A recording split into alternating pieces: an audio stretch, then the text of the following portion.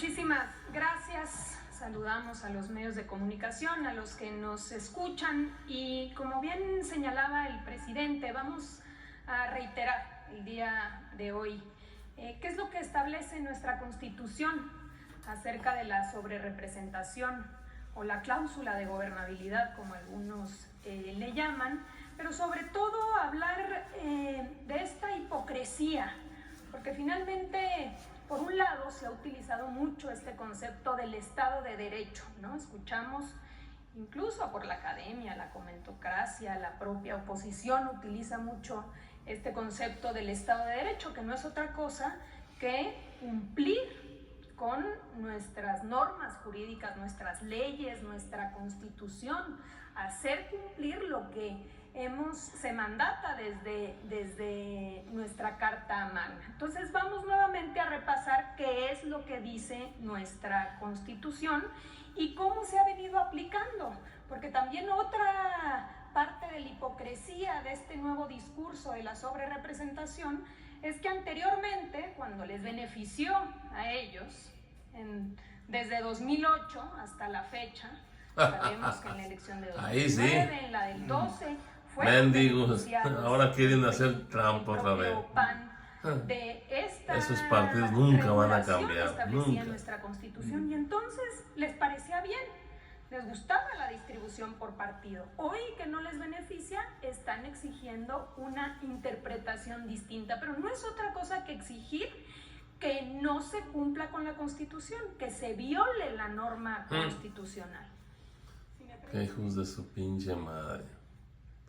Quieren violar la Constitución. Ya habíamos hablado la semana pasada de qué dice nuestro artículo 54. El artículo 54 de la Constitución no fue reformado ahora, fue reformado en 1996 con una mayoría priista entonces, y esa norma sigue vigente hasta ahora, no ha cambiado, es exactamente la misma. Y en aquel entonces se establecieron dos reglas claras para que no hubiese una sobrerepresentación en el Congreso, para que independientemente de los votos, ningún partido político tuviera más representación que lo establecido en estas dos reglas básicas. Como dijimos, el artículo 54 establece en su fracción cuarta que ningún partido político, y literalmente la Constitución dice ningún partido político, podrá contar con más de 300 diputados por ambos principios. Es decir, por mayoría y plurinominales sumados no puede dar más de 300. Esa es una regla básica. Si tú superas los 300, la estás violentando y hay sobrerepresentación. Y la fracción quinta del artículo 54 establece en ningún caso un partido político. Nuevamente la Constitución, el texto constitucional dice partido político, en ningún caso podrá contar con un número de diputados por ambos principios que representen un porcentaje del total de la Cámara que exceda en 8 puntos a su porcentaje de votación nacional emitida. De todos los votos emitidos, el porcentaje total más 8 puntos debe ser el límite máximo de los curules que uno puede tener en la Cámara de Diputados. Esto establece nuestra Constitución y esto es lo que debe aplicarse. No puede hoy uno decir no me gusta la Constitución. Si no le gusta la Constitución hay que reformar la Constitución. No es interprétese de manera distinta para que ahora me beneficie. Ya no me gustó partido político. Ahora interprétalo como coalición, como suma de partido político. No, la Constitución habla de partidos políticos y este texto está vigente. También dijimos en aquella ocasión que se reformó en 2008, que en el 96 se estableció en el COFIPE, que es el Código Federal de Instituciones y Procedimientos Electorales, una regla específica en el artículo 59A. Y esa regla específica regulaba el tema de las coaliciones Y en su momento, en efecto, decía que las coaliciones les serán asignados el número de senadores y diputados por el principio de representación proporcional que le correspondan, como si se tratara de un solo partido. Entonces, en aquel entonces, en el 96, establecen esta regla para el tema de coaliciones y dice, aunque se trate de una coalición, se va a considerar como si fuera partido político. El problema, adelante, es que el PRI, el PAN y el Verde Ecologista, en el 2008 decidieron eliminar la fracción cuarta del artículo 59 del COFIPE. Eliminaron por completo esta regla que establecía el tema de las coaliciones consideradas como un solo partido político. Decidieron quitarla, les convenía en ese entonces. Por lo cual, desde el 2008, todas las elecciones que han pasado desde entonces hasta la fecha, la interpretación ha sido textual, como dice la Constitución. Se establecen y se aplican las dos reglas que establece la Constitución. Y lo podemos ver, aquí está.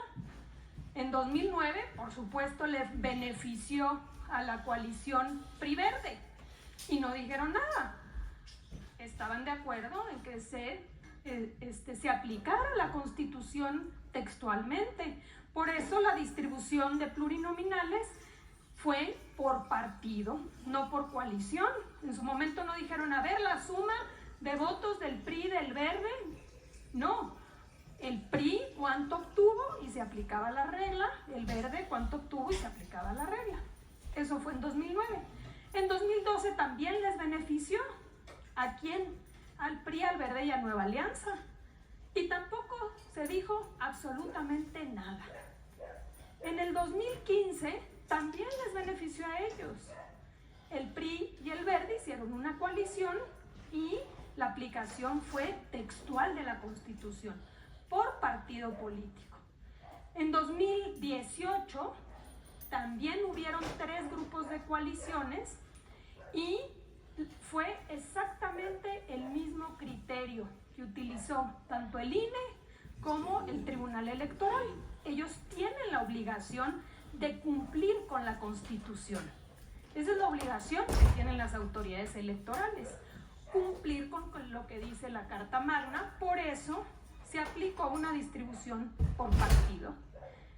Y lo mismo recientemente en 2021, donde también hubieron coaliciones y también la distribución nuevamente fue considerando, como dice la Constitución, por partido político. Increíble pues que tengamos todos estos antecedentes, que la Constitución diga claramente por partido político y que hoy la exigencia sea una interpretación distinta. Aquí escuchábamos algunos videos, algunos comentarios que dicen quieren violar la Constitución, o sea, llegamos al cinismo de establecer que lo que se pretende es violar la Constitución cuando la Constitución, para todos los que nos escuchan, es clarísima. Adelante. Aquí lo podemos ver cuál es la proyección que se tiene de acuerdo al criterio que se ha seguido desde 2008. Esta sería la proyección. Y si nosotros nos vamos, por ejemplo, aquí a cuántos diputados obtuvo el partido Morena, podemos ver que por mayoría Morena obtuvo 161 legisladores. De acuerdo a la regla de distribución de los plurinominales, le tocaría 87 diputados. Es decir, tendría un total de 248 diputados. Nos vamos a la regla que establece la Constitución. No más de 300 curules por partido. Pregunta, Morena, teniendo 248 diputados, ¿rebasa los 300 de la Constitución? No. Una violación a la Constitución sería que aquí hubiese más de 300 diputados, pero en la proyección no es así, son 248 diputados. Una segunda regla clarísima de nuestra Constitución es que el porcentaje total del partido es decir, en el caso de Morena, 43.54%, más 8%, o sea, la votación emitida no puede rebasar esto más 8%. ¿Cuántos son los curules que se van a distribuir o que se deberían de distribuir? 49.6. 46.8 más 8 no rebasa 49.6%. Entonces, esta regla importantísima de la Constitución se cumple. Esas son las dos reglas que establece nuestra Carta Magna, que nosotros no aprobamos en la Constitución, que son las dos únicas reglas que regulan la sobrerepresentación. Entonces, esto es lo que uno debe aplicar por cada uno de los partidos. Tiene que verlo por PT. PT obtuvo 38 diputados por mayoría. De los 300 distritos de mayoría, 38 los ganó el PT. Su distribución de plurinominales se proyectaría en 12 diputados, un total de 50. Nuevamente uno tiene que decir, ¿50 rebasa 300 de la primera regla? No. Su votación es de 5.8. Más 8, 13. La proyección es 10%. Entonces se cumple con esa regla, no se violenta esa regla. Partido Verde Ecologista ganó 57 diputados por mayoría. Se proyectan 18 diputados plurinominales, el total es 75. Pregunta, ¿rebasa esos 75 los 300 que dice la Constitución? No. Y aquí podemos ver 8 y 8, 16, la proyección es 15. Entonces, lo que establece nuestra Constitución es que nunca se deben violentar estas dos reglas básicas de la sobrerepresentación. A la autoridad electoral le toca cumplir y hacer cumplir nuestra Constitución. Entonces, de esta manera, nuevamente, ¿qué sucedería y qué es lo que les preocupa? Porque el fondo está aquí, es que se puede obtener con los legisladores de Morena, del PT y del Verde Ecologista una mayoría de 373 diputadas y diputados. Y eso te da una mayoría calificada, la posibilidad de modificar la Constitución.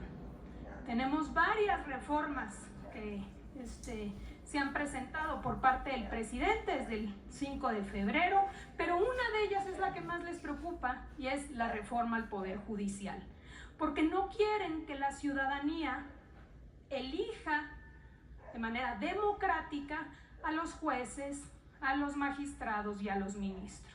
En el fondo, la petición es que se violente la Constitución para que hoy se aplique de manera distinta de como me la habían aplicado antes y que no se obtenga esta mayoría y no pueda haber la posibilidad de modificar la Carta Magna. Entonces, pues reiterar nuevamente un llamado al Estado de Derecho, al cumplimiento de nuestras normas y acabar con la simulación y la hipocresía. Es cuanto, presidente.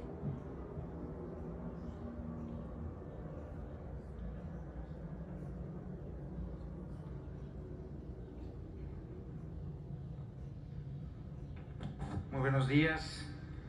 Con su permiso, presidente, para informar sobre el programa Jóvenes Construyendo el Futuro, que como conocen es un programa del Gobierno de México, a través del cual se atiende a jóvenes entre 18 y 29 años, mujeres y hombres jóvenes que no estudian y no trabajan, de manera prioritaria a quienes viven en municipios, colonias, localidades con mayor índice de pobreza y también de incidencia delictiva.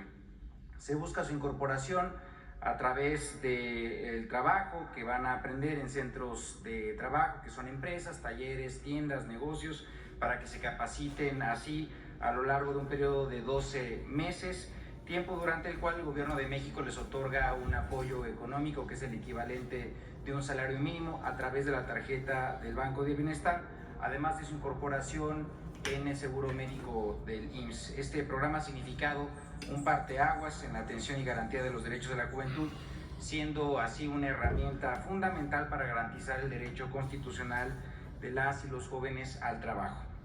Este programa ha significado una inversión social sin precedentes en la juventud, siendo ya cerca de 129,000 millones de pesos los que han sido invertidos en los jóvenes de México a través de este programa, beneficiando también a ya cerca de 3 millones de jóvenes en todo el territorio nacional en estos 6 primeros años del primer gobierno de la transformación, lo cual contrasta de manera radical, como ya hemos compartido también en otras ocasiones, con el dato de que en los gobiernos anteriores, en 30 años de gobiernos neoliberales, solamente se invirtió cerca de 6,700 millones de pesos en la juventud, y esto no fue de manera directa. Entonces, pues tenemos un dato, 129,000 millones invertidos en cerca de 6 años, que contrasta con cerca de 6,700 millones en 30 años. En la siguiente, por favor.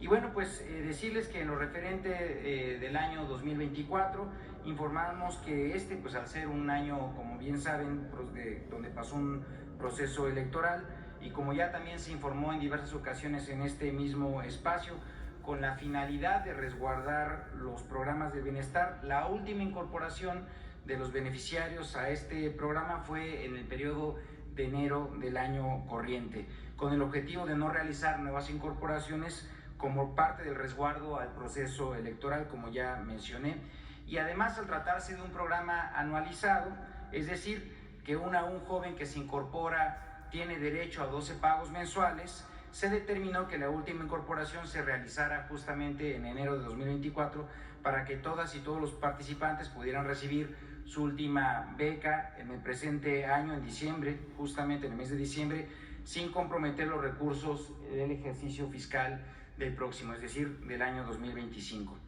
Sin embargo, es importante señalar varias cosas. Primero, derivado del éxito del programa y la consolidación del mismo, el presidente presentó una serie de iniciativas el 5 de febrero, en el cual se busca reformar el artículo 123 de la Carta Magna, justamente para asegurar el derecho de las y los jóvenes a través de este instrumento que puedan acceder así al trabajo, y con ello también pues asegurar que pueda mantenerse este programa para la posteridad. De igual manera, la doctora Claudia Sheinbaum, la presidenta electa, ha manifestado en varias ocasiones que este programa va a mantenerse durante su gobierno. En suma, podemos decir que el programa se mantiene, que las y los jóvenes que se encuentran actualmente en capacitación tienen asegurados sus pagos, esto evidentemente en cumplimiento de su propia capacitación, y aprovecho así el espacio para decirles a todas y todos que el próximo día de pago es el viernes 26 de julio, y el Gobierno de México ya informará más adelante de manera oportuna cuando se vuelva a abrir la plataforma para registros y continuar con la participación de las próximas generaciones del programa Jóvenes Construyendo el Futuro. Es cuanto, señor presidente. Muchísimas gracias.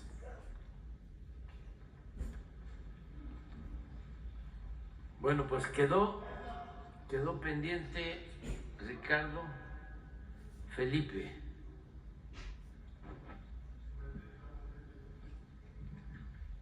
Ricardo Felipe, adelante. Buenos días. Ricardo Felipe Ramírez, reportero de Regla 104.5 Noticias. Presidente, comentarle que varias comunidades de la región mixteca del estado de Puebla viven muy preocupados con miedo de que suceda una desgracia. Esto porque en San José Cañada Grande, municipio de Tepizzingo, mejor conocido como Jablillas, la empresa constructora ICPC construyó un muro de contención con piedras porosas y material de muy mala calidad. Si este muro de la empresa Mampostería El Enemigo llegara a colapsar, sucedería una desgracia. Las filtraciones y encubrimientos de agua son muchas. Esto pone en alto riesgo las familias que viven cerca de este lugar. En el mes de marzo del año 2019 se solicitó el apoyo a la Secretaría de Desarrollo Rural para la construcción de una presa de mampostería. Una vez aprobada, los miembros de esta cooperativa seleccionaron a una empresa y se envió una solicitud de qué empresa queríamos que realizara la obra. Al final, la SDR fue quien decidió que la empresa ICPC SA de CB era quien realizara la obra durante el proceso de construcción. Se les hizo saber que la obra no se estaba haciendo bien, que la piedra utilizada era totalmente porosa y que no servía para este tipo de obra hidráulica. Sin embargo, obtuvieron la respuesta de la empresa y de la Secretaría de ellos, eran los técnicos y que ellos sabían lo que hacían. Al terminar la obra, la semana llueve y se llena la presa y empieza a filtrar todo el agua. Hasta estos momentos la Secretaría no ha hecho valer las fianzas, cumplimiento ni de vicios ocultos para obligar a la empresa ICPC SADCB por la mala construcción. Tras la demanda realizada por la empresa ICPC SADCB exigiendo el pago de una obra mal realizada, la SDR se ha limitado en decirnos que ellos no pueden ser juez ni parte para contestar la demanda. Con todo nuestro esfuerzo que hemos realizado para que esta obra sea un elefante blanco, pidieron al señor presidente Andrés Manuel López Obrador su intervención para solución a la demanda por una obra mal realizada, y lo único que piden es que la presa cumpla con el objetivo de almacenar agua. Presidente, también decirle que cientos de habitantes de la Mixteca poblana, en especial el señor Gerardo Ballinas Aguilar, agradecen a usted por girar instrucciones para atender el tema del río Mixteco. Este ya lucía seco por la falta de agua. Ahora, gracias a las lluvias, ya estas corren por el caudal. La preocupación de ellos es que el problema persistiría si deja de llover, pues comentan que no abrieron las compuertas de la presa Soteaca en Oaxaca. Le dan gracias y bendiciones, muchas bendiciones. Muy bien. Nos dejas tu petición, la petición de los habitantes de la Mixteca poblana, y le vamos a pedir a Germán Martínez de Conagua que vaya a verlos, que lleve a cabo una supervisión para ver si el material que utilizaron en la construcción de la presa es el adecuado, y si no es así, que se vean por qué se les permitió ese contrato, si te parece. Sí, gracias. El compromiso es que va a visitarlos el director de Conagua, Germán Martínez, y que se aproveche también para que se vea lo del caudal del río que une a Oaxaca con Puebla, también para que se pueda buscar una solución.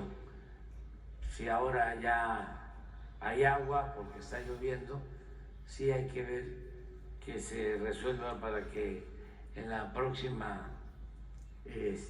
sequía no se vuelva a presentar este problema. Okay, si te parece. Gracias, señor presidente. Muy bien. Nos dejas la información para atender. Ramón Flores.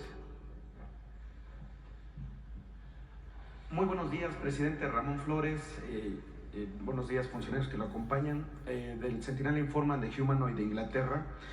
Presidente, a lo largo de su mandato, usted ha defendido los principios de integridad en el servicio público. La gente votó por ello en las elecciones de junio y le dio un respaldo como nunca antes se había visto a Morena, no solo en las contiendas por la presidencia de la República y el Congreso de la Unión, sino en 6 entidades. Tabasco es la entidad donde el futuro gobernador tuvo un respaldo del 85% de los electores y ha conformado un gabinete con gente de primer nivel. Sin embargo, existe el riesgo de la integración de personajes con antecedentes de escándalos de desvío de fondos públicos, lo cual puede poner en riesgo la consolidación de la 4T. Un caso es el ex candidato del PRI al gobierno de Tabasco, Jesús Alí de la Torre, quien presiona a algunos actores para infiltrarse y tener poder dentro del próximo gobierno de su tierra natal. Como resultado de un trabajo de investigación del equipo del Centinela Informa, encontramos que Jesús Alí ha ejercido cargos públicos que tras su salida han estado envueltos en especulaciones de corrupción y malversación de recursos públicos. Tal es el caso de su gestión como presidente municipal en Villahermosa, donde se le detectaron irregularidades por más de 400 millones de pesos. Fue alto funcionario de la Sedesol, integrante del equipo encabezado por Rosario Robles, en donde se investiga por malversación de recursos públicos en la denominada estafa maestra. Y actualmente hay 2 carpetas de investigación en la Fiscalía General de Justicia del Estado de México por denuncias penales en su contra por secuestro, extorsión, abuso de autoridad, entre otras, realizadas a un empresario. Presidente, ¿qué opina de que personajes como Jesús Alí de la Torre, con un pasado priista y ligado a escándalos de corrupción y malversaciones de fondos, busquen a toda costa participar en gobiernos estatales de Morena? Este tipo de personas pueden hacer peligrar el sello de honradez, pulcritud y servicio al pueblo que usted dejará y por las cuales la mayoría de los ciudadanos votaron. ¿Cuál es su opinión, presidente? Bueno, pues que en mi estado están muy conscientes. Fue el estado del país, voy a presumir, ofrezco disculpas, en donde más votos obtuvo la presidenta electa, el porcentaje más alto de votación. Y es porque quieren la transformación, mis paisanos, como en todo el país, quieren que continúe la transformación.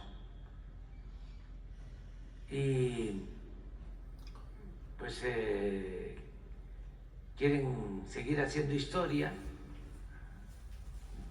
Votaron por una mujer que tiene experiencia, conocimiento, que es honesta, que es de buen corazón. Me refiero a la compañera Claudia Sheinbaum. Pero hay otras cosas también. Por eso les decía que quería presumir ofreciendo disculpas. En Tabasco nunca ha echado raíces el Partido Conservador. Es el estado más tropical de México y es el estado más liberal de México. Y esto pues lo sustento en que desde que nació el PAN en 1939 nunca ha tenido presencia en Tabasco. Es el estado en donde menos presencia desde su nacimiento ha tenido el Partido Acción Nacional, al grado que no tiene registro, o no tenía, no sé qué pasó ahora, porque ni siquiera obtuvo en la última elección local el 3% En Tabasco siempre hemos sido o liberales o radicales. Y aun cuando no creo en el determinismo geográfico, atribuyo también esa postura progresista de los tabasqueños al trópico, porque en el trópico los verdes se amotinan, los ríos se desbordan y el calor hace que brote la ruda franqueza. Es muy difícil, pues, que haya hipocresía.